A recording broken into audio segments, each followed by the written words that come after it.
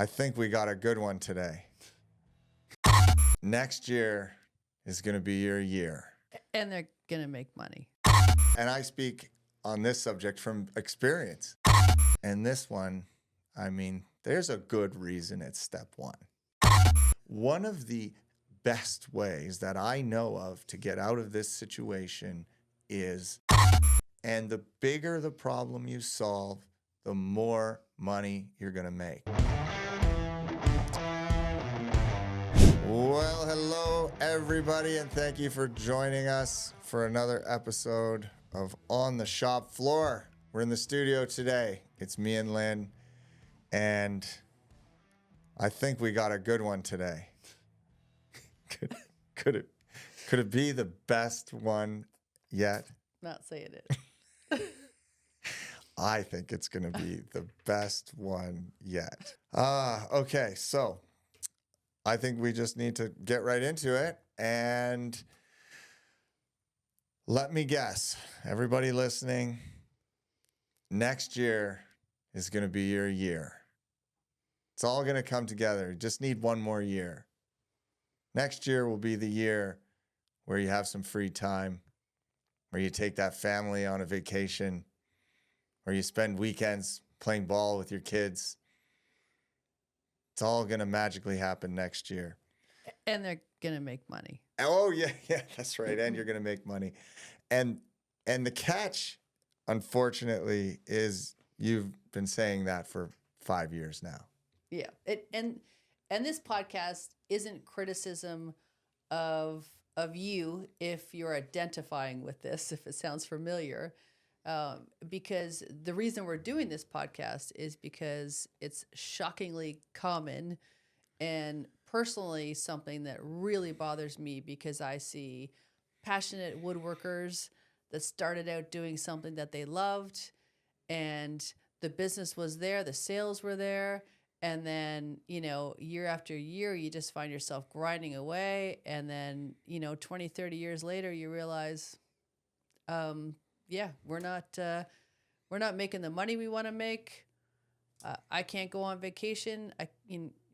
Everybody needs me. I do all of it. The fun is gone. Oh yeah. The stress level in the middle of the night. Are you thinking about how are you going to get out of this trap? Yes. Staring at the ceiling, wondering what life would be like. I mean, but one of the, catches, and I speak on this subject from experience, because you're like, I spent, I bet it's 25 years in this doom loop of next year is going to be the year. Next year is going to be the year. And really, it took a long time to figure out the formula of actually getting out of that. So that's what we're going to share with you today. And we've got, I think it's about 10 steps that you don't have to worry about writing down. We will send you a copy. All you have to do is shoot us a text, and we'll send you the graphic that we made that outlines this podcast. But when you're in it, I don't even know if you're even asking the right questions, or if you know that you're in it. Well, did you graduate business school and start a woodworking business, or did you start woodworking as a hobby and turn it into a business? Right. And is it, I rest my case. Right. Well, I mean, I don't know a woodworker yet where it wasn't them or their dad starting in the garage and working your way up. And nowhere in there does someone stop you and say, "Oh, hey, by the way, you've got 2 employees now. You're doing like $300K in sales. You need to go learn about the business side before you grow more." No one, literally no one. Like, it's the school of hard knocks for as long as you can take it, and hopefully you make it out the other side. Yeah, and you know what? Applause, kudos to the people that have made it work for this long. But what gets me is the level of energy it's sapping you, and zest for life, and where's your life experience coming from? I mean, let's just talk to the people on the other side in your family. How do they feel about it? Because if they're not ecstatic, what was the whole point in the first place? Was this is the way I explain energy. That's when we talk about lean manufacturing. I want you to go home with a full cup of energy at the end of the day for the people that you went to work for, not an empty cup with nothing left for them. Something you said, it was as we were planning for this podcast, you made a comment and it hit home. You're like, if you're one of those guys, struggling along and next year's going to be better. And again, no judgment. That was me for forever. And you said, what does your wife think of you? Yeah. Let's just ask her. Right. Because that hit home because, we're, and it could be husband do the translation, but we're going out, we're in the battlefield all day, we're like, yeah, I'm installing that kitchen or I'm building that thing and I'm working weekends. You're the soldier in the trenches. You're just going at it. You're not seeing it from 30,000 feet where your significant other might be. And like, is she thinking like, this guy's a loser? Can I even say that? Is that no? Is that too that's not wrong? Where I was going with it. I was thinking it's soul crushing to watch someone work so hard to make this work. It shouldn't be that hard, It's just soul crushing to watch someone put so much of their life and their energy into something that should be fulfilling. It should be fulfilling. You should make money. You should be fulfilling. You should be able to get away on vacation. You should have time and energy for your family. So I think it's frustrating for people on the outside that really care about you to watch that. Right. And, one of the things that I think really it holds us back is, what would I do? What else would I do? Like for me, I have no other choice. I have dust in my veins. Like I'm a woodworker. What holds you back in life with any decision? What else would you do? Fear. Yeah. It's just fear, right? Oh, there's nothing else I can do. So I guess I better plug away at something that I know really well. And hey, you're probably making great products for your customers who are very fulfilled. But, you should be fulfilled and you should have the kind of lifestyle that you want, especially when you're 20, 30 years in, right? And if you're looking at, we meet a lot of people at the point where they're saying, I'm done. I'm burnt out. I can't take it anymore. I got to go. I got to get rid of it, but I got to build it up enough so that I can sell it. Sell it, yes. Right? So that's the next mountain you're going to climb. And that is not as easy as you think. I think people have this dream of like, well, if I have a company and, I can build it up to do, if you're going to sell something, you got to be in a few $1 million worth of sales. And that's my plan, is like to have a saleable company, you have to have something to sell. Like your business, if it runs and you're in the driver's seat, this is not a saleable business. The first thing, PE or private equity is going to ask you is, if you go away, does this business go away? The best measure of a successful manager is, can your team function without you? But also, I'm going to suggest that if you get your business running that well, you probably don't want to leave it. And that's okay, because now you can back off. You can sell it. B, you can back off, and it functions without you. You can be as involved as you want to be at that point, right? But if you got it to that point, it's making money, why are you selling it? Or handing it off to your kids, right? That's the other option. But it needs to be in great shape to hand it off to your kids, or you're going to saddle them with the same thing that you're trying to get out of. Right. And if we struck a chord here with the whole selling the company bit, you have to have something to sell. So if you are a custom manufacturer doing bid spec work, you are not saleable. Just so you know that. I'm just going to go take your customers. Yeah, exactly. I wouldn't buy your company ever, because you're only as good as your last job and you're only as good as your next bid. So I can just bid to those customers and just take all your work. So And your machines and your building when it goes down, right? but that's your only like as a bid spec operator, that's all you can sell is your building and your machines. So please own your building. Anyway, just so you need a brand if you're going to sell the business. And this podcast isn't about selling your business. I just wanted to jump in there quick in case someone's like, "Oh, I'm just going to build this up to 3 million and sell it." That's a good point. It's like, no, you're not. You got to have a product. You got to have a thing that someone wants. And maybe we'll do a whole podcast on that because I have a very good friend who that's what he does. He helps businesses get saleable. I'm going to write that down. Stay tuned, everybody. So one of the things that really got me thinking in a totally different way was as simple as it was a TikTok video. And the guy was on there and he's like, "Are you an employee or are you an investor?" And he goes, "You got to start thinking like an investor." And I was like, "Oh, okay. Good question. What does that mean?"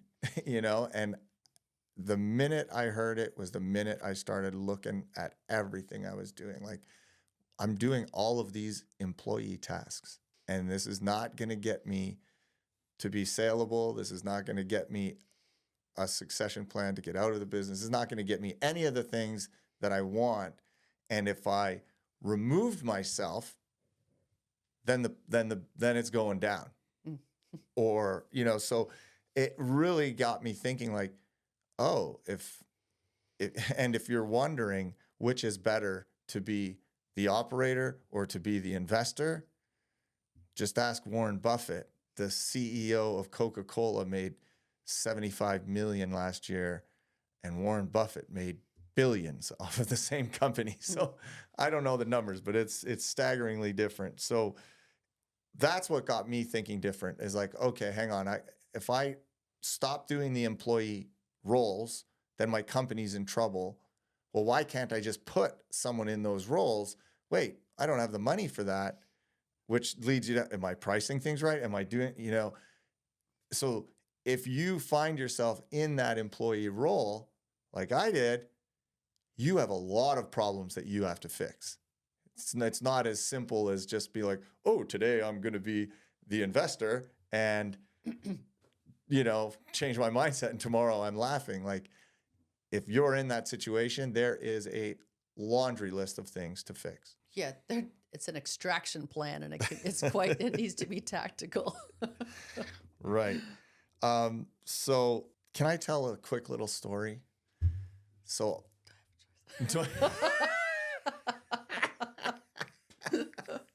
I'm a captive audience. I wonder if for everybody listening, did you hear Lynn whisper, "Do I have a choice?" That was good. No, I'm going to tell my story. That was a rhetorical question. Yes. Okay. So I'm at this seminar last week in Australia. I was in Australia. Great trip. And the guy, I believe his name was Ben. I hope I get that right because I really enjoyed his seminar. And I'm going to quote him a little bit here as we go. But one of the things he said was, he was talking about a kid going to school.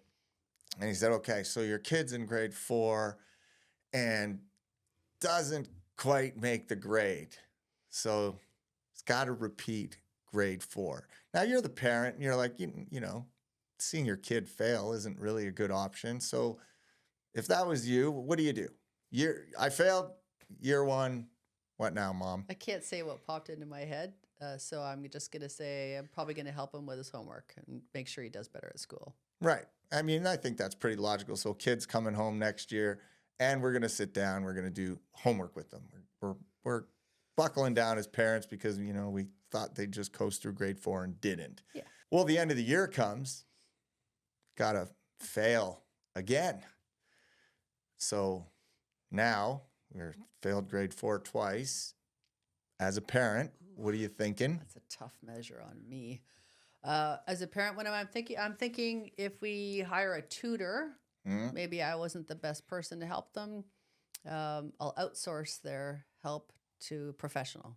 Done. Okay. So now we're in year 3 of grade 4. Soon the kid will be shaving in grade 4. And we got a tutor, and we're spending more time with them. And we're like, okay, this one, we're not gonna do that again. And I think more importantly, like, why are we taking those steps? It's not really acceptable for your child to keep failing every year. We certainly expect progression out of our children. Would that be fair to say? Oh, absolutely. So end of the year comes along, and sure enough, Billy comes home with another failing grade. I'm going to bribe someone. At that point. We're going to school, and we're going to pay off teachers. We're switching schools. So let's just say that we keep doing this. And we get to a point where Billy's actually driving himself to school now in grade 4. And he's just not getting out. As a parent, we failed, right? We're like feeling this failure, because it's not acceptable for our children not to progress from grade 1 to 2 to 3 to 4 to 5 and all the way up into life, because that's how it works. That's how it should work. So now my question is, I want to flip this over to everyone who owns a business. Are you repeating grade 4 over and over and over? Like, is every year the same as the year before? Because when I heard that, I mean, it dumbfounded me. I was just sitting there and going, I didn't spend 2 years in grade 4. I spent 25 years in grade 4. And if I did it, how many other people are doing it? Well, what we just talked about, the number of people that we see at the level of stress and barely getting by or just making a little bit of money that we see, we know that I would say most people in the small to medium woodworking shop is suffering that. So if that's not acceptable for your kid, why is it acceptable for us? Because it shouldn't be. We should be employing that same level of fervor, that get it done. Let's get out of grade 4. What do you need? What help do you need? And we don't. We just give it the old, next year will be better. Yeah. I think that the want is there. I think the drive is there. Without the right tools, the right coaches, the right everything else, it's the drive's there. Oh, which is why people burn out, because they won't stop driving. Yes, it's not a lack of trying. Yeah. I can attest to the 100-hour weeks I used to put in. Okay, so Lynn and I have sat down, collected all of this data, and we've come up with kind of a top 10 list, a roadmap of getting yourself out of that scenario. So there's 10 steps. So that should tell you just how far off of the road you are, right? The fact that there's 10 steps. Wow, it's not 3. Right. Yeah, it's not just think different. Yeah. Okay, so we're going to get into those 10 steps right now. And don't worry about writing them down. All you have to do is send us a quick text message at the end of this podcast, and we will send you the graphic that has all of these on it. So step 1, and this one, I mean, there's a good reason it's step 1. What's step 1, Lynn? Measure. Measure, measure, measure. Why do we not do it? Favorite quote from Ellie Goldratt. You tell me how you're going to measure me, and I'll tell you how I'm going to behave. Yeah. I will never stop saying that. Yeah. Measure, and don't just go out there and collect a whole bunch of data. There's some of our customers that spend a lot of money to collect a lot of data and don't use it. That's not what we're saying.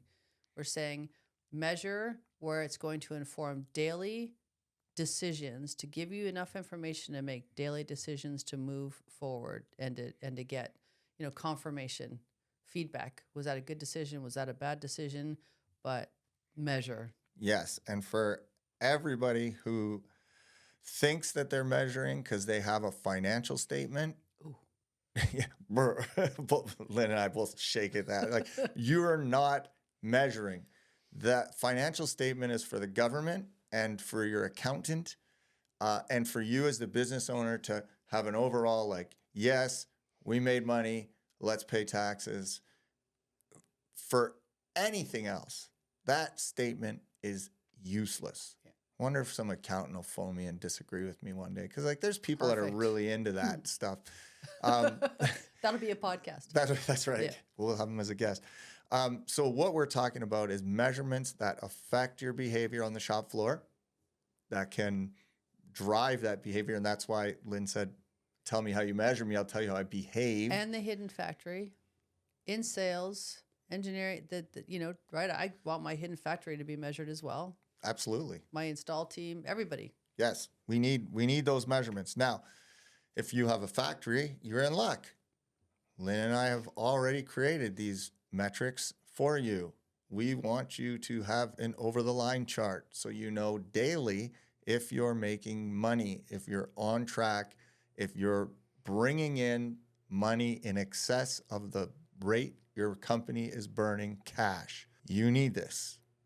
You need your throughput dollars per labor hour, which means how many hours are going into the throughput your factory is putting out, and it's going to give you a dollar figure. Your throughput divided by how many hours you put in will give you that number. This number is so critical. This is the decision checker. We bought a machine. Did our throughput dollars per labor hour go up or down? We hired a person. Did our throughput dollars per labor go up or down? We moved into a new building. We changed the layout. I mean, every decision you make, it's going to reflect in that. I mean, if you're high volume repetitive, you literally will see it the next day.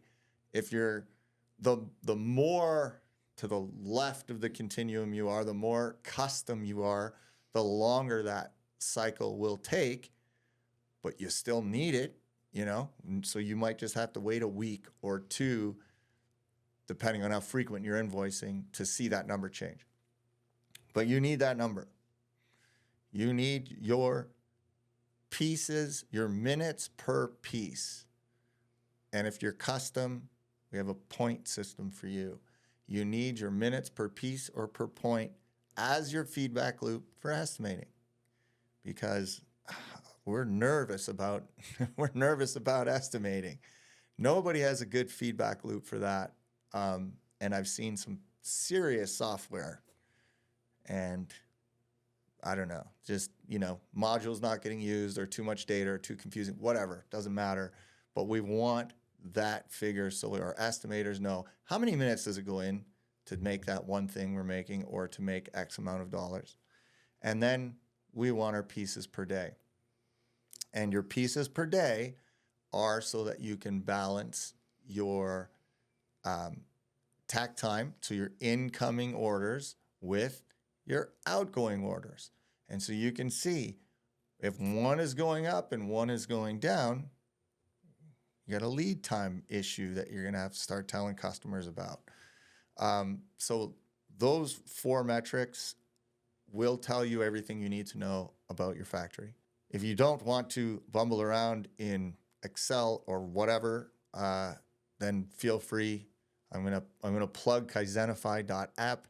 It's a full financial dashboard that is already set up for you. You just enter the data, and in 2 seconds, you will have this entire dashboard up and running for your team. There's a plethora of other tools in there as well. Check it out. But if you want that financial measuring dashboard, those are the metrics you're going to need to track. Once you start tracking those, now we're talking. Now, go ahead. Once you start measuring, now we can see, are the steps we're taking, the tactical steps we're going to be taking as we move forward, did that make things better? Because you're going to go based on your feeling if you're not measuring. And you might say, well, you know what, we've been doing this for a couple of months. I don't really think it made a difference. I might, I get to leave an hour earlier. I get less calls maybe, but I don't know if it's really making that much of a difference. We might have made a little bit more money. And then, that's going to tell you exactly what happened. Exactly the Yes. effect as it happened. So we don't change 5 variables at once. We change one at a time and then watch for the result, change another one, watch for the result. And we can see, and you always forget where you were. You always forget how painful it was. The measure will be there for you to look at later. Historically, oh, look how bad we used to be. Look how good we are now. Nice, but humans are so good at adapting to their current situation, you won't be able to see. So that's the whole point of measuring. Oh, and it's literally the thing that everyone thinks they don't need. It's like, well, yeah, that's not really my problem. I just need more of this, or I need to do more of that. Or there's one more reason why they wouldn't like it. It's like you're afraid of the results. I don't want to see it. It's confirmation of what. Right. If you're up at night and you're worried and you're trying to figure out how you're going to make payroll again, it's just going to confirm on a daily basis instead of a monthly basis. Right. After you get your financial statements. One of the big benefits here that I see, and we use this dashboard at all of my companies. I can't even imagine not having it. Is this situation could play out very, very easily where I have 2 employees, Bob and Joe. Now, Bob, he makes an improvement, and I can see my throughput dollars. No, we don't have the dashboard yet. We're in the mindset that we don't need the dashboard. So Bob makes an improvement. Unbeknownst to us, Bob's improvement yielded a 10% throughput gain. 2 weeks, 3 weeks later, the other guy, he does something. We get a 10% decrease in throughput. But we're watching just our financial statements because we think we're measuring. What's the net result of that? We look at it and say, no one made an improvement. Right. The company did not improve. But we've got one guy busting his chops to get improvements done. We got another guy who's kind of like, thwarting all of that progress. And if we're just looking at our financial statements, we're like, wow, nothing's happening out there. But that is totally the opposite of what's happening. There is so much happening out there, you just don't know. So if you're watching those numbers, you're watching your throughput dollars per labor hour on a daily basis, you can see for 2 weeks, they were on the rise, and then they went down. Well, when do you know they went down? That day. So I go out into the shop, and what is going on out here? Everything was on the rise. And then, the guy comes out of the woodwork, pun intended, and he says, oh, I moved the table saw out into the garden shed because I just thought it would make more room and it would be better. And I'm like, oh, well, please bring that back in because we can see the numbers changed. And so you're able to instantly reward the good ones and instantly fix the bad ones. How do you run without it? I don't even know. If you're not measuring today, I guarantee you will learn so much about your business. If you start measuring daily, you will be shocked at the amount of clarity and the amount of what you truly learn about your business. Like there's such a pile of gold there. I think, we can move on from measuring, but we could go on for hours about measuring, but that's a minimum. It's not a fact. We don't even engage with people that aren't measuring. We just make you measure first and then we come. It's right? true. Okay. So measure. Step 1, measure. Step 2 is to set up your business structure. Now this was always a little bit loosey-goosey in my mind, but when I attended that seminar with Ben, he laid it out and was so crystal clear. And I'm like, oh my God, I could see, although we fixed it, I could see where we were going wrong for so long. And I'm like, oh man, wish I knew that. So you have 4 definitive segments in the business. And the first one is lead generation. This is where I was going wrong for a long time. I didn't even know what that was. So this is how are people finding out about your business? Then once they find out, you go into business segment number 2, which is conversion. How do you convert them into a paying customer? Then You go into segment number 3, which is fulfillment. How do I give them what they want? This, fulfillment, generally speaking, is your factory. And then 4 is the business of your business, the accounting, the, strategy decisions, like having your C-suite team doing all the right things, planning. And so you need to first get that organized, understand those 4 segments, lead generation. And that could be, maybe this is not your problem. Maybe sales isn't your problem. You're like, oh God, I have so much work. I don't even know what to do with myself. This is great. This means your lead generation is probably word of mouth. Doesn't get better, doesn't get cheaper. Awesome.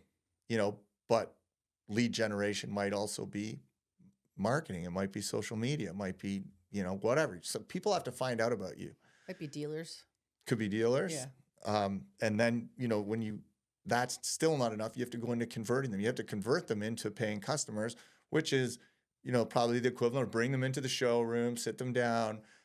Why are they going to go with you, not the guy down the street? How are you going to stop them from price shopping you? That's where you get that rapport with a customer. That's where you make them want to deal with you. And that's a big deal. So that gets its own segment. And then, of course, fulfillment, from your hidden factory through to your real factory to the customer's job site. You've got to make sure that is a really good experience. And then the business side, which no one ever teaches us, we've got to get that set up. So now that you've got your business structure set up, step 3 is roles and responsibilities. Yeah, so I'd find that most people, I'll go back to, started a wood shop, hired people as they got more business, hired more people as they got more business. So they kind of, you're kind of uncontrollably growing. I can almost guarantee there's no real training or mentoring and coaching, almost guarantee, right? In most positions. And then there's no structure. So, there's a bunch of people running around doing their best every single day. They're doing their best. They're trying hard, but without the roles and responsibilities defined and the expectations for those roles, and then the measuring for those roles, it's anything goes. And quite often your team is working against each other. It's, I got to get this thing done. This is what's important to me. You're going to get what's done. Instead of the team saying, this is the most important thing we could be getting done today, right? So, and without the definition, there's no accountability. Everybody wants accountability. There's so many problems that solves. It's clear when you have when you need to hire someone, when you have it all laid out and structured. It's clear when you have everybody operates better with clarity. And it doesn't mean I can't ask you to. We're not defining union roles and saying you can't do this kind of thing. It's just here are the primary responsibilities, so that we're clear on what we need, and then here's how we're going to measure. And it solves. It's like that, or it's like an org chart plus. It's something you can actually use. Right. Well, and that's what I was going to say. Like everybody establishes this org chart, and we put a lot of time into ours this year, only to realize it's still so confusing because as a small company, we all wear 5 hats. So that makes the org chart super confusing. And what I learned this year that was fabulous was not to scrap the org chart. It's important that people know where to go. But once you have those roles and responsibilities laid out, every single one of them needs a KPI. And that's what drives everything is, and I'm going to refer to this probably a few times, but think of everything in your factory as a machine. And so if you bought a machine and it either stops working, breaks down, or it's not doing the job you need to do, what do? You just replace it. I mean, you don't feel sorry for it. You don't have 500 meetings about it. You can either fix it and use it, or you replace it. And this is, leaning towards the business side. But when you have proper roles and responsibilities and KPIs attached to them, well, now you don't have to think about whether that machine/person is working or not. Their KPI is going to tell you, are they capable of doing that job to your level of expectation? If they're not, I'm not saying like, slash and burn everybody because they're not, but that's going to tell you if they have a measurable and the dial's always in the red, they need some help. Well, it gives you something to talk about, right? I mean, if I'm not performing, and I'm being measured against that, now I'm going to say, well, I need some help and here's where I need help. But if you're not measuring me, I don't need to ask for help. I can just be underperforming all day long. And that is the expectation. If you do not have clear roles and responsibilities and expectations and measures, anything goes. I couldn't possibly be doing anything wrong today. Yeah. Well, I'm just showing up and keeping myself busy all day. And I would say you can't tell me that's the wrong thing. That's right. Your standard is no definition, no clarification, no measuring. Totally. And this just helps us go a level deeper, further down, right? Like defining this is just the beginning. But people like that. Like everybody will like knowing, hey, I'm crushing it. I'm doing a good job. What's my KPI for, if I'm in charge of the marketing, my lead generations, my conversions, or if I'm in the factories, what's my KPI for my throughput on a daily basis? And when you're hitting them, you're feeling good. So it's not a punitive thing. It's hey, this is just going to feel good when they're nailing it, and also help you get everybody to that stage. Yeah, if they're not. We're saying we need to be here. We need to be here as a team. We need to be meeting this goal, or the business isn't gonna. It's not a business. It's not a viable business, right? So, and then the question simply is, if we're not hitting the goal, why? How do we fix it? What do we need? Yeah, and so setting those KPIs is just so important, so important. And there is one for every position, and if you need help with them, you want to know the ones that we use, feel free, give me a shout. I'm easy to find. We'll help you with that. Maybe we'll include a few of these KPIs on the graphic. That's what we'll do. Sure. See, that's why we don't overproduce and make the graphic first. We make the graphic after the podcast. But, like there's lots of KPIs. So, for HR, I know that we measure the percentage of attendance based on the expectation. So, and the funny part was when we started measuring, it was terrible. Like 72% of, the expected time is actually being filled. And I know as of last week, we're at like 96%. Like once you start telling people, oh yeah, we're measuring that, it's like, oh, exactly. Everybody wants to be the best. So everybody just tries harder. So anyway, we'll help you with KPIs if you need, or Google it. Number 4 is a robust cross-training plan. Yeah. So, and I'm not saying get all the training done. It's just get your cross-training plan done. On your cross-training plan, you should have all of your key skill sets identified, key roles and skill sets identified, and then all of your employees. And then you're going to prioritize your biggest risk based on what you have there. If you're struggling with a real key skill set and you don't have very many people that can do it, that's going to be the priority for your training. It's really just you can't go out and train everybody up like the way we want everybody trained up over the next month. That's not what we're asking. We're saying this is just going to help you prioritize. Just want you to prioritize. Don't go crazy and go, we can't do that. Just, one at a time. Where's our biggest skills gap? Right there. Okay, let's focus on that one. That one's done. Nice. Where's our next one? Right. Yeah. And so I think the key word there was training plan. It's a plan. It's a plan, because if you hang in there for 2 more steps, we're gonna get to how to execute on that plan. But to have that cross training plan in effect, and God, it's hard not to mention the training matrix that's available on Kaizenify. visual. It's almost visual. like someone solved all these problems for everybody already. So yeah, there's a training matrix at Kaizenify.app also that will help you do your cross training plan. Right. And this cross training plan is going to help you later on when you say, I would like to go on vacation, as far as the succession planning goes as well. Because in order to get this guy to start training for your position and back you up when you're not there, we need to make sure that we're already starting with who's going to back this guy up. What are they going to take on? Like this has a cascading effect. So we're starting with all of your critical roles and going from there. And that leads us right into step 5, which is a succession plan. As the owner, we're going to assume that sooner or later, you're going to sell it, hand it off to a kid, or maybe turn it over to your employees, or maybe you just want to let it run but not be there. But that's not going to happen without a plan.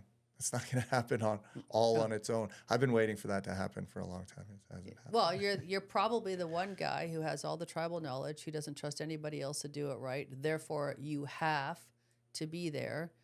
And I say, well, no, you just haven't set yourself up with the structure to support you not being there, which I understand is the hard thing to do.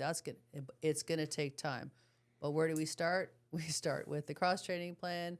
Then we start with, okay, so how can you start offloading? How can we build that structure in behind you so that you can take some breaks, and then you can take longer breaks, and then you can say, well, I'm going to live in Florida for 6 months a year. No problem. Unless you already live in Florida, you can Then move you can to move Canada. to Canada. Yeah. So, and of course, with that succession plan, we're not talking about like, oh, you're going to be exiting the business in 6 months from now. You need this crazy plan. No, it could be a 20-year plan. You just need to know on when, might not be, hey, I don't have to do anything about that one until you're 10. Okay. Well, but it's a plan, and plans That's right. change, right? I mean, the hardest sometimes is the family companies, and that's where it's even more important for you to have a succession plan clearly defined. Because if there's more than one relative involved, they're all thinking something different, and they're all, I'm just going to say it, probably jostling for power and hoping that I'm going to get this, you're going to get that. You shouldn't be in charge of finances. I got that. It's going to be a mess. It's going to be an absolute mess. So just don't leave them the mess, and they're gonna enjoy their work so much more knowing with clarity where they fit in that succession plan. And you can avoid that whole thing if you have just one child. It's easy. You could, that's true. But yeah, so that succession plan, it's just a plan. And I think you made a good point, where the plans change. Plans totally can change.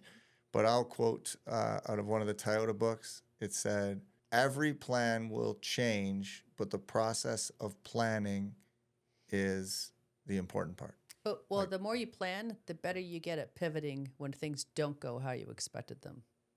You just get better at it. All right. So now we've got our training plan done. We're thought about succession and exiting one day, and what people we may need for that sooner or later. Now it's time to get serious about your SOPs. Now it's time to get serious about getting your, systems working, your Kanban system working, your training plans working.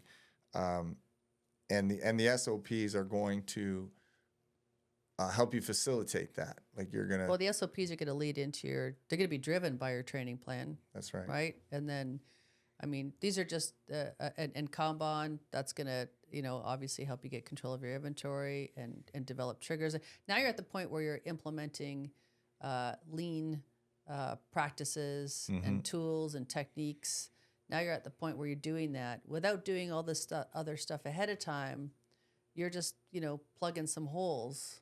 But the overall goal here is to get you some relief, to get a clear plan for you as the owner.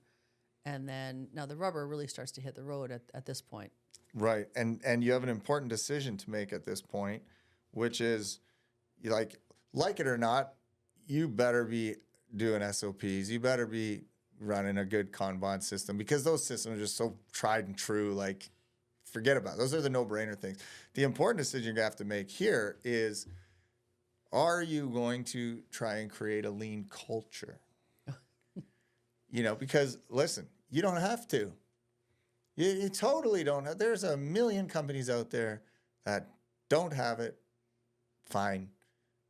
But, where our heart lies. Of course, we much prefer the lean culture. Well, it's the question we ask before we go help you, because we want to know, what problem are we really trying to solve here? Do you just want to get, more productivity out of your business, or do you want to develop a lean culture and get all the other benefits as well? Now, something that we should mention at this point is there's two questions we want you to be asking every time you go to another step. So we're on step 6. And every time you go from, okay, I'm measuring. Now you look at your measurements. There's 2 questions we want you to ask. We want you to say, am I in the right business? And are these the right customers? And then you go to step 2 and you set up your business structure. And we want you to ask again, am I in the right business? Are these the right customers? And so at every step along the way, as you're getting systems in place, as you're structuring the business, as you're setting up the people, you are monitoring that one all-encompassing question is, am I in the right business? And that's important. I mean, that can change a trajectory in a real hurry. And as soon as you find definitively that you have decided, yes, I'm in the right business, you can go full force, or no, I'm in the wrong business.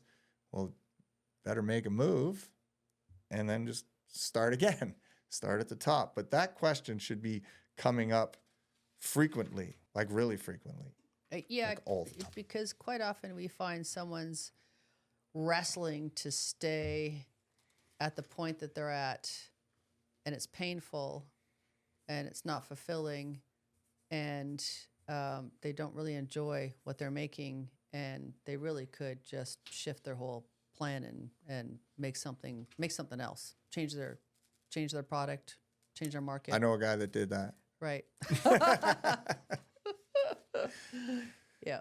And that's why that question is so near and dear to my heart, and I want everybody asking that question because it was a game changer for me. It also informs a step further down there. Yes, right. That's right. Get you prepared for it. That's right. So now, step 7. Now we're getting into flow. This is my favorite. Oh, it's my favorite. Well, it can be both our favorites. But no, well, listen, flow is our favorite, but I love making flow out on the shop floor. Me too. No. Me too. And the hidden factory. And the hidden factory. Yeah. So this is where we want everybody to getting really engaged in operational excellence at all levels throughout the whole factory. So from front to back, this is your step where, okay, now we're going to start really focusing on operational excellence. This is where you're going to open up your capacity and increase your throughput dollars. Right. In a big way. It should be in a really big way. Yeah. Not a lot of people believe it until you've been exposed to it. But, when we say, we're probably going to increase your throughput by about 50%, most people are like, wow, that just sounds crazy. And then it happens. Like, oh. Yeah. It's exciting. So, yeah, it is. Probably that's the most fun thing. You we all like shuffling stuff around and trying new stuff. So instant results, right? Right. You get instant gratification, and because you're measuring and you can see it. It's right there. Did everyone hear that? It's because you're measuring. Okay, so now we're going to focus on operational excellence. And listen, everybody, these 10 steps is not a 30-day plan, just for the record. This could easily be spread over a year. Easily, maybe more. Yeah, you really want to get good at one Yeah. and then move on to the next one. I mean, you could cycle through it. Yeah. You could cycle through it a few times quickly, or yeah. But anyway, so it just occurred to me like, oh, everyone might think we're talking about like a 2-week plan. It's like, no. This is how to get you out of a 20-year long mess, and unfortunately, it doesn't happen in 30 days. So now we're measuring, we're planning, we have a training thing. We're 7 steps in. We're working on flow for a little while. The shop's doing good. We're rocking. Now we start getting into the 4th segment of the business of business, where we're really looking at our capital. We're really looking at creating some budgets. And then what would you recommend there once we do those things? Well, I'd recommend you do it. Yeah, so like, yes, create those budgets. Most people I work with, that is a foreign concept, and not completely foreign. You know, they're happy to plan for that giant capital purchase, that machine that they want. But I get that. It's just, I want to see you planning every year to have your expense budget laid out for the entire year by department, your capital budget laid out for the entire year by department. Expect things to change and things to go wrong and you not to be able to adhere to your budget. No problem. But we have a target and we're keenly aware of how we're doing against that target. Massive difference. And even if your company's not that big, if you instill that type of behavior now, you can scale your company easily. But if you don't, scaling it is going to kill you. That's taking on too much business too fast without this structure is painful. Yeah, not knowing when and where you can spend money. Well, cash. I just got to convince you. Let's say I'm a really good influencer and you're the controller. I have some influence over you. I'm going to get you to talk the boss into, hey, yeah, we need that. And it's not, I truly think we're doing the right thing. It's not true manipulation, and I don't want you to do the wrong thing. I have more pull, so I'm going to win. Was it the right thing? Right. Did you have the money? And was there any accountability? If it did, I might have a lot of excuses why that didn't solve that problem now. Oh yeah, it was supposed to, but here's what happened over here. If you're measuring, you can't bamboozle me.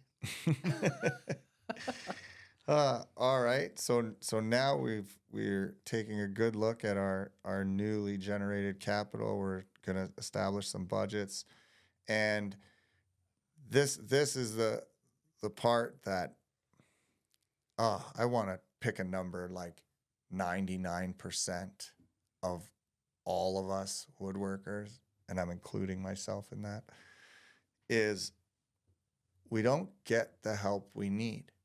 We think because when we're running out of our garage, or it was a 2 or a 5 person operation, when you can just keep track of everything in your head, it's pretty easy. As that thing's growing, you're not getting the help in terms of maybe you're not the best CFO. Maybe you're not the best COO, CEO, the whole C-suite. Maybe you're not. Maybe you're just a really good technician. Maybe you're a really good trainer. You have to figure out at some point, where am I? And then get the help that you don't need. That could come in the form of a business coach. That could come in the form of a lean coach. That could come in the form of a remote C-suite help. Because we're still small businesses. Like, I'm not looking for a full-on CEO to be there every day, but you can get these remote help to fulfill that role as needed at the size of at the complexity level that you're at. Totally. Yeah. So just getting the help you need. It's hard to look in the mirror and identify the things that you suck at, but do it, and then surround yourself in paid people who can help you carry this thing forward. Well, in any successful corporation, any big corporation, what happens if they have a bad year? Who gets fired? Who gets replaced? CEO. The CEO every time. Doesn't matter if the CEO didn't have the right people on their team. That's his problem. he's being held accountable for not having the right people on his team or not motivating them properly or driving them properly, whatever it is. There are no excuses. The buck stops there. The CEO is the one responsible. And if you don't have a CEO, that's you. That is. And maybe that you is need to get fired. Right. That's what I'm saying. Just get help. We did not have quality on that list, and I think that should have fallen under with when we said the other tools. We said specifically with flow and right, we're going to improve the productivity in the shop. At that point, you can really look at your quality and dial that in and have some massive throughput gains with that. Right. Oh, if you're suffering definitely. an hour of downtime at your bottleneck operation every day, if that's worth an hour, that's $1,000 an hour. That's $20,000 a month. Just to put it in perspective. So for everybody, Lynn just jumped back to number 7 and wanted to, with the flow through the factory and the operational excellence, hitting specifically on your quality is, focusing on your quality as a KPI, as a daily KPI as well. Yeah. Right. I mean, we're looking to improve processes and get more throughput. We're looking at reducing downtime and getting more throughput as well. Yeah. And I mean, like at my factory is well known, last year we spent $500,000 on defects. And I think how that, every time I say it, I'm just like, oh, I could have bought 2 Ferraris. Every time we look at all of the defects we're creating, what happens is you end up not fixing the right one because it's like every day they're just coming at you and you're like, oh, today it's a scratch, tomorrow it's a chip, and the next day it's sanding, and the next day it's finishing, and it's almost like you're just so bombarded with all of this stuff that you never fix a core problem. Oh, no one's doing root cause preventive action. No one. Right. Unless you're really good, and then you've already opted out of the podcast because you're that good. That's right. This one's not for you. We lost you a while ago. But no, it's all I want you to do is focus on your top 3, and that's it. Just your top 3 is it causing problems at your bottleneck operation? Is it a repetitive defect? That's it. Everything else, you knock one off, another one's going to bubble up. Don't try to boil the ocean. Just focus on something you can truly solve. Root cause, real preventive action. Right. And so which will tie back into a standard, which will tie back into your cross training, right? It all ties together. Like, we're not saying do all these things and hope. These things all tie together. They're essential parts of the structure of the business. Right. And just for anyone who is like, oh, well, that sounds cool. That financial dashboard over at Kaizenify sounds good. Also, there is a defect tracker in Kaizenify as well. It's like the system was built to handle all of the problems that you guys in the small to medium woodworking shops don't have any control over because you don't have a system. Right. Right. So it's there, and you log your defects. The system automatically weights them in terms of importance, whether it's frequency or dollar value, and it bubbles up your top 3 problems to fix, creates a ticket for you, and doesn't go away until you fix it.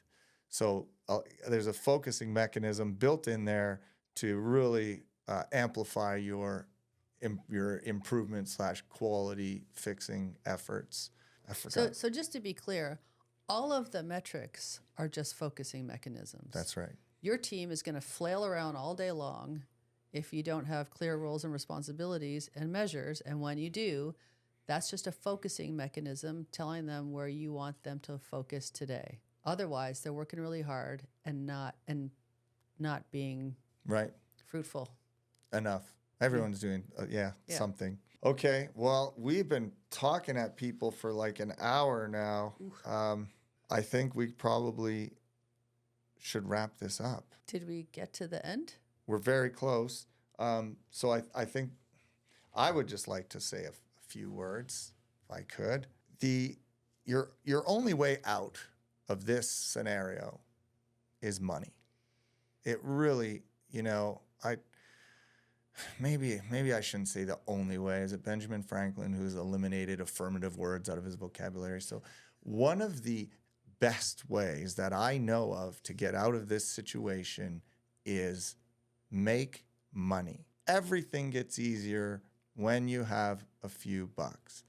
Now, in the beginning, you have to trade some sweat equity for some cash, fine. But the notion of working harder, you're going to work harder forever. There is no end to I'm going to work harder. If you do not take these 10 steps and execute on them, or another 10 steps recommended by someone else, something, if you are not following a system that is going to systematically help you get out of this loop, working harder will never get you there. And I shouldn't say never because I don't know. We only have one lifetime. But I did it for 25 years and I wasn't even close. It's like treading water, right?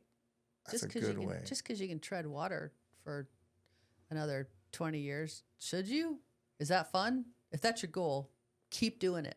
Right. But if your goal is to get out of the water, enjoy the beach, get on the boat, whatever your goal is, then you want to stop treading water. Treading water is where most people are miserable and don't have the energy to get out and think that it's a lost cause. And then trying harder is going to help it.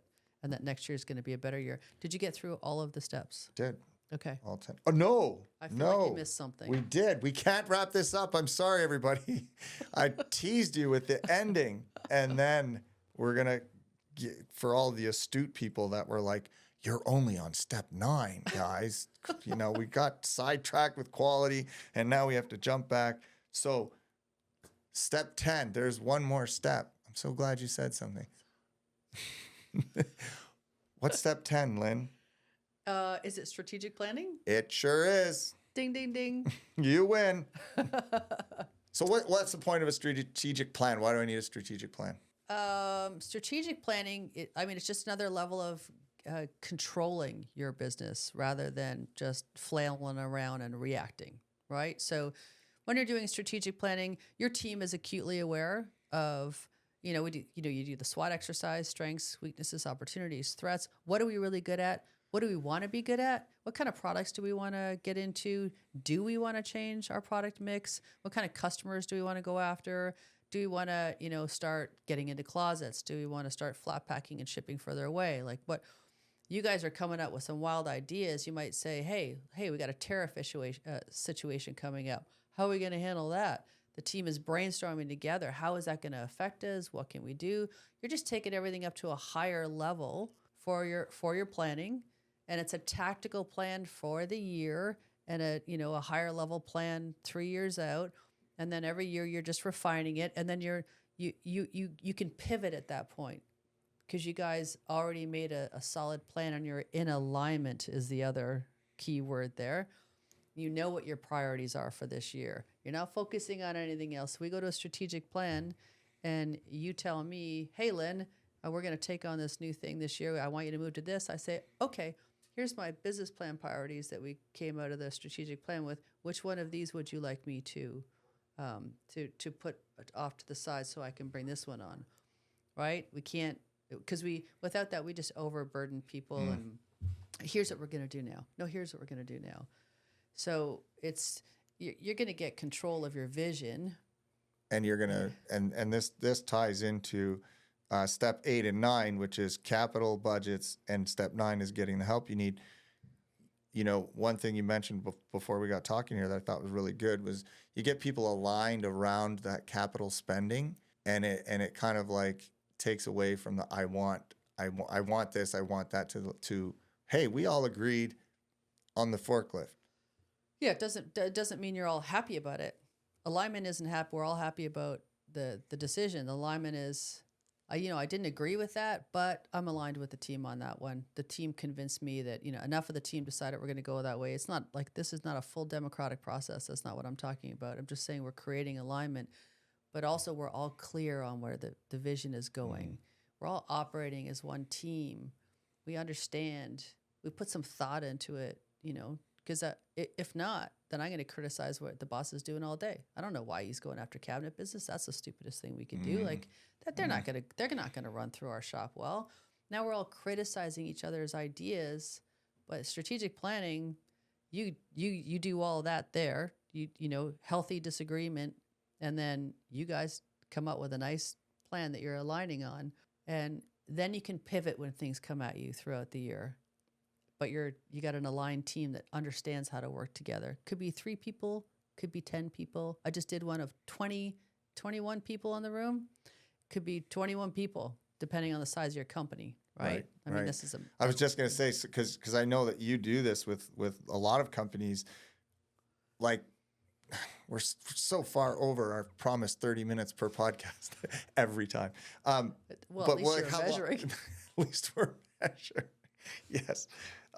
So like just loose numbers, like how long does it take, to do a strategic plan? Yeah, for say like a 20 or less employee company. If 20 employees, it's 5 days. Small company, 3 days. Hang on. 20 employees total, not 20 people total. in the I thought room. You meant like a big. I'm sorry. So 3 3, days, 4 people 3 in days, a room. 3 days. Okay, 3 so days. we can hammer through the single most important piece of planning you're ever going to do for the entirety of your business in 3 days. Yeah. And how many people are putting that off? Almost everybody. Yeah, it's 3 days to 5 days. 5 days for bigger medium to large companies. 3 days small companies. Yep. Okay. Hopefully we've sent the message of how important strategic plan is for a company. We just did ours in January, and it was pretty awesome. I'm excited, really excited for the year. And that's another thing that it does, because I find myself getting excited now. I'm like, oh, we're going to do this. We're going to do that. It's not like this dream in my head. I can tell you exactly at what month everything's going to happen this year. And Also, nothing's being agreed to at that strategic plan if we're assigning labor. Do we have the labor in the house? Do we have the right skill set? Do we have the capacity? If not, how are we going to get it? And that's where I'm getting my labor approved. We need another head to make that happen. We all talk about it. We all agree, okay, we need another head. We approve that. All right. Is that going to require some technology? Yep. That's where all of that's happening. Mm-hmm. Totally. One of the favorite. So there's a way out. This whole thing, if you it seems like, we call it the drowning man, the thrashing man, it's just you look tired and miserable all the time. There's a way out. It's all, and it's systematic. Yes. Planning. Go. Hour, 10 minutes.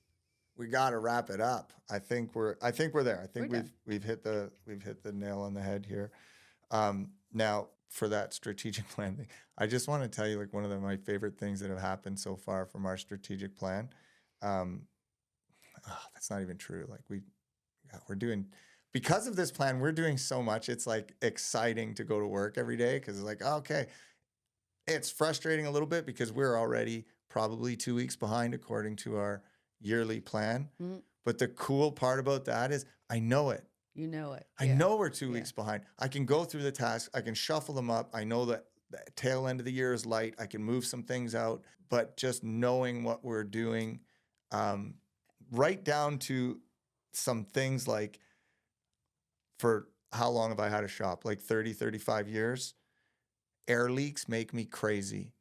For 35 years, I've never fixed an air leak. In our strategic plan, we said we will, by March, have every air leak fixed. Our shop will be dead silent at the end of the day. And we did it. Oh, wow.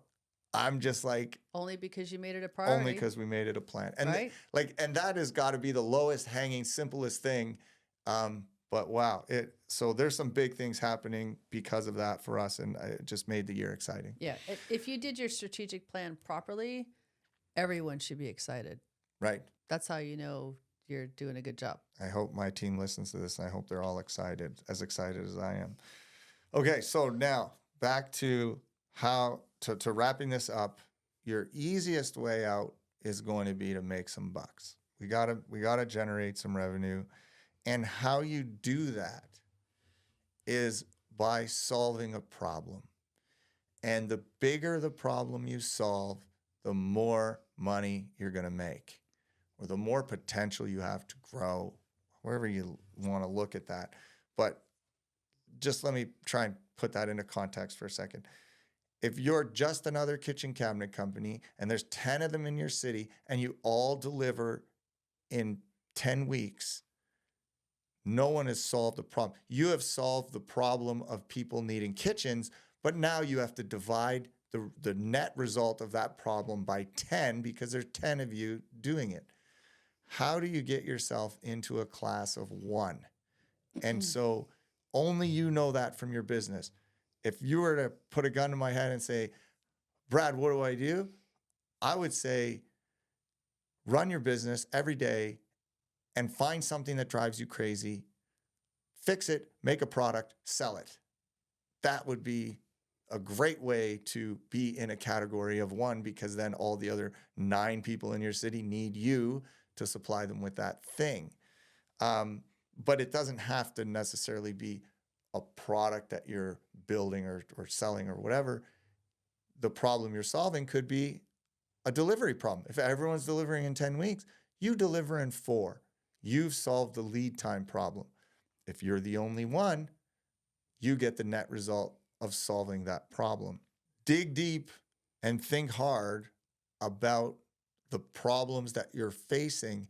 They're not problems. Every last one of them is an opportunity to separate yourself, an opportunity to divide that net result by less people if you solve that problem. The next thing I would say is operational excellence. Don't avoid that. Everybody wants their business to get better, but how many people are intentional about it? Like really intentional, like call it lean, call it whatever you want. We've even had discussions about stopping calling it lean because people get turned off just by the term. And it's like, well, we don't care what you call it. We just want you to operate at a way higher level than your competitors. This is great. Phase 3 is automate. Now, I have a real conundrum on my hands right now when I tell people to automate, because, as you know, I'm also a manufacturer of automation equipment, machinery, and so I have the stigma of the used car salesman. Oh, Brad's just saying automate because he sells sanding robots now. And it's like, you know what? You can think that if you want, but I promise you, this is not the case. I promise you. We'll be the first ones to tell you to measure, right? And understand what problem you're trying to solve. Automation is great. Fancy software is great as long as you can articulate the problem you're trying to solve and you're measuring and you can prove it. And then it's an easy decision at that point. Yeah. And I'll tell you, there's been 2 documented cases where I refused to sell a machine to someone because I talked to them about their factory. I knew it wasn't their problem. And I said, I'm sorry, I can't sell you this machine because that's not your problem. And we worked through a few scenarios, and I think I gave them the advice that they needed. And then maybe one day they'll come back. So I don't know what to tell you. You can take it or leave it. But if you saw to the level, and you will, because I'm going to make lots of YouTube videos, that we're automating my factory right now, it would blow your mind. Because when you are solving problems strictly with labor, you're on the pay forever program. If you can have a machine or some automation doing that task, you're going to elevate all the people around that piece of equipment, and that piece of equipment will eventually be paid for. And now you're raising the bar just a little bit for someone to compete with you because they also now need that piece of equipment. So you're separating yourself from the startups. And I was just at a factory last week where they had the most unbelievable CNC line I've ever seen in my life. They wouldn't let me take pictures or videos, and I don't blame them. But it cost them a fortune. And I was in my head, I'm just like, how does that ROI make sense? The monthly payment must have been insane. Then I got to thinking, it's been paid for 20 years now. So what's the ROI on that? And this for me was the switch that I needed. And I got it about probably 6 months ago now when I visited Tyler over at Trimart. He's like, you're going to hire a person or a machine. Mm. And we couldn't put enough automation in our factory anymore. And in 5 years, who's going to compete? It's going to be very, very hard. So, you know, the goal of the business is not to employ people. The goal of the business is to make money. Employ the right amount of people, augment them with as much automation as you can, and then generate some revenue. Then the last bit is once you're making money, you got to do something with it. You got to invest it. Because for me anyway, my opinion is that business is still fickle. Tomorrow, someone might come out with a better widget than you, and you're done. So once you start making some money, you know, I'm not going to tell you where or how to invest it, but, you know, start with owning your building. I just said I'm not going to tell you. And then but let's invest it, and don't invest it like a maniac. Read the book, The Richest Man in Babylon. If I would have read that book 10 minutes sooner, it would have saved me about 50 grand. And if you don't read it, let me just give you the line that would have saved me 50 grand was, if you're investing in anything that's promising better than average returns, it's a scam. And it was. Yeah, 50 G's gone. So, you know, get that money working for you, because that's going to be your retirement plan. So that's it. I'm done. I'm done talking. Lynn, do you have anything else that you want to tell people an hour and like 18 minutes in? Oh, it's painful to watch, and there's a way out, and it's not as hard as you think it is. And it truly just start walking through those steps. I mean, you built the business up this far. It's time that you get to enjoy it. Reap the rewards. I don't think... Go on that 3-week RV vacation with the kids who are 35 now. Yes. Yeah, that's... You've been promising them that vacation since they were 3. Make it happen. Yeah, I don't think that there's better words to end this on is you've done it this long. It's time to enjoy it. Yeah. All right. Well, everybody, we're going to let you go, get back to making money and starting to execute your plan.